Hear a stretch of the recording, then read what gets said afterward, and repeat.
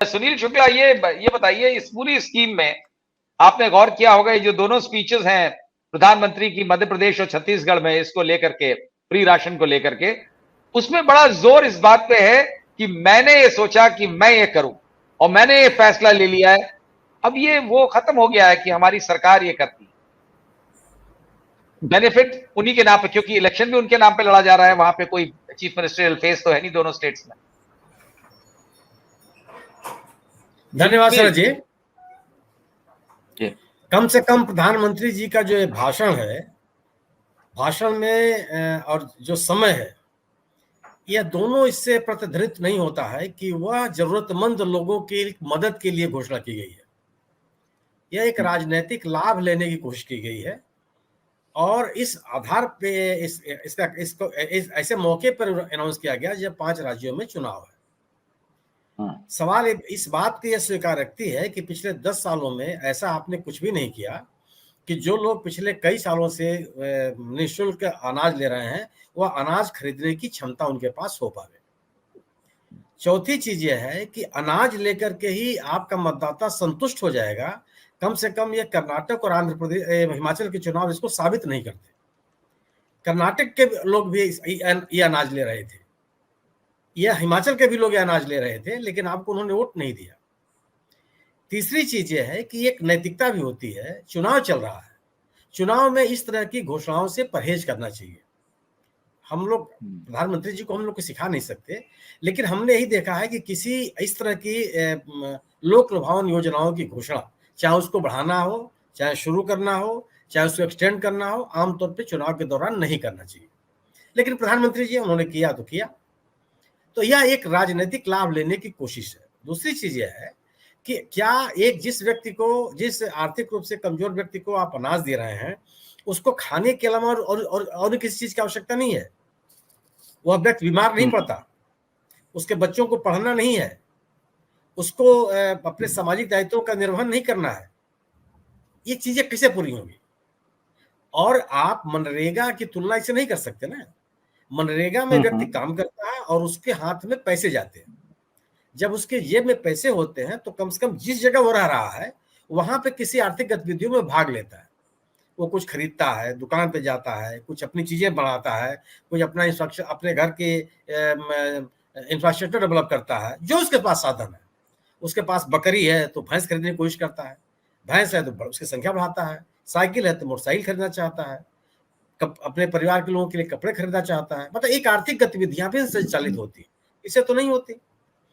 और जहां तक आर्थिक लायबिलिटी के सवाल है और जो अन्य राज्य सरकारें ऋण ले रही हैं, आपने ऋण लिया अभी और आप कैसे ऋण लिया? आपने केंद्र सरकार ने अभी ऋण लिया जिसका भुगतान 40 साल के बाद किया जाना है। मान लीजिए कि आपके ग्रैंडसन उसका भुगतान, आपके ग्रैंडसन उसका भुगतान करेंगे। यह सरकार लोन लेके जा रही है। एक अभी फिर लोन लिया केंद्र सरकार ने, उसका भुगतान 50 साल के बाद होना है। कौन भुगतान करेगा इसके ऊपर जिम्मेदारी किसके ऊपर आप लाद के जा रहे हैं? ये बिल्कुल ऐसा नहीं है कि आप गरीबों, और अगर आप गरीबों का भला चाहते हैं और रेवड़ी है मान लीजिए, तो जो आप ये अनाउंस करते हैं कि साहब दीपावली में, होली में हम निःशुल्क गैस का सिलेंडर देंगे, ये रेवड़ी नहीं है। आप अनाउंस तो आपने किया था पहले कि हम होली दीपावली में आपको निःशुल्क देंगे, ये देंगे, वो देंगे। आप हर राज्य सरकारें, कोई ऐसी मेरी स्मृतियों में कोई ऐसी राज्य सरकार आज तक नहीं हुई जो लोगों को तीर्थाटन कराने के लिए न भेजती हो, चाहे मुलायम सिंह जी की सरकार रही उत्तर प्रदेश में, चाहे मायावती जी की सरकार रही हो। हर मंत्रालय, हर सरकार में पिछले कई वर्षों से ये शुरू हुआ। लेकिन जितनी पब्लिसिटी आप अपने घोषणा पत्र में शामिल करते हैं कि साहब हम तो आपको राम का मंदिर घुमाने ले जाएंगे, ये रेवड़ी नहीं है। सवाल यह है कि अगर आप लोगों को आर्थिक रूप से मजबूत करने का प्रयास नहीं करते और उनके जेब में पैसा नहीं डालते, तो आप अनाज दे करके गरीबों की मदद नहीं कर सकते हैं। और आप तो गरीब लोग हैं ना। मान लीजिए जिसकी बात असोनी जी को भी उस पर आपत्ति है, उस रिपोर्ट के ऊपर, हम मान लेते हैं कि हमारे पास हंगर इंडेक्स नहीं है।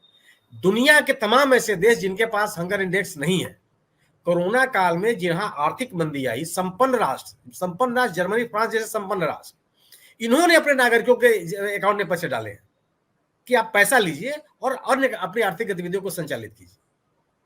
लेकिन उन्होंने मुफ्त में कोई सामान नहीं पहुंचाया किसी के घर।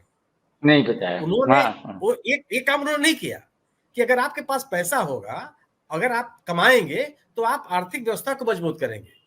पांचवी अर्थव्यवस्था हो जाने से आपकी आपकी तकदीर नहीं बदलने वाली है। अगर आपकी क्रय शक्ति नहीं बढ़ती है, आपके मार्केट में डिमांड नहीं बढ़ती है, 1.5 लाख का मोबाइल फोन खरीदने वाले लोग हैं, वो वेटिंग में है, और 10,000 का मोबाइल फोन बिक नहीं रहा है। ये आंकड़े हैं। जो जीवन जीने के लिए आवश्यक चीजें हैं, उनकी खरीद फरोख्त का प्रतिशत गिर गया है। जो महंगी चीजें हैं, उनके खरीद फरोख्त का आंकड़ा बढ़ गया है। कौन लोग हैं?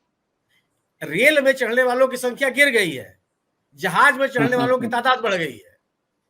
तो जो ये आर्थिक विषमताएं हैं, और कुछ लोगों के पास आपकी पूंजी जा रही है, आम आदमी के पास आपकी पूंजी नहीं रह रही है, यह देश हित में नहीं होता, किसी समाज में नहीं होता, हितकर नहीं है ये जो पूरी की पूरी जो घोषणा है, केवल और केवल आप ये सोचिए ना, आपने दिया, आपने कहा कि किसान सम्मान निधि देंगे, घोषणा कितने साल पहले हुई? जब शुरुआत हुई इसकी देने की, तो कितने किसानों को लाभ मिल रहा था? आज की तारीख में जो आप बहस कर रहे हैं, वो कितनी गिर गई, कितने ही बट उसमें आ गए? हमारी जानकारी में, आपकी जानकारी में होगा कि कितने किसानों के पास रिकवरी की नोटिस चली गई कि आपने गलत लिया था, उसको वापस कीजिए।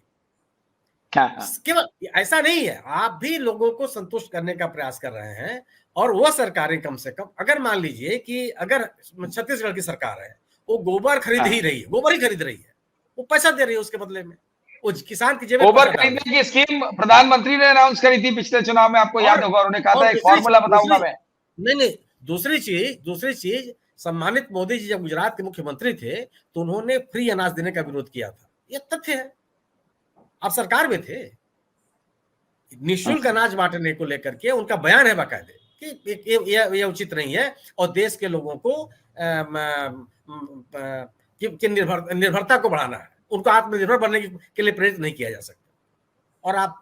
और अगर मेरा सवाल है ना कि आप प्रधानमंत्री हैं, आपसे आप इतने बड़े नेता, आपके लोकप्रियता है, आपसे लोग सीखते हैं कि आप किस तरह का सार्वजनिक आचरण है, किस तरह से राजनीतिक रूप से आप बिहेव करते हैं। अगर ये चुनाव के समय, अगर ये चुनाव खत्म हो जाता, 3 दिसंबर को इसको घोषणा कर देते हो, तो लोगों को लगता है कि एक देश के सबसे बड़े पद पर बैठे हुए व्यक्ति का यह आचरण है, हमको सीखना चाहिए कि किस मौके पर हमको कौन सी बात करनी। अगर लेकिन देखिए, ये तो जब चुनाव के टाइम पे ही ऐसी बात, क्योंकि चुनाव में अगर फायदा लेना है, अगर आप ये मान के चल रहे हैं कि चुनाव में फायदा लेना है, तो चुनाव में बोलेंगे घर मत कहिए ना कि आप कमजोर लोगों को आर्थिक सहायता दे रहे हैं, भूखमरी से किसी को मरने नहीं देना चाहिए, मत कहिए आप। नहीं, ठीक है, आप इसमें यही सत्य हिंदी का ऐप डाउनलोड करें गूगल प्ले स्टोर पर।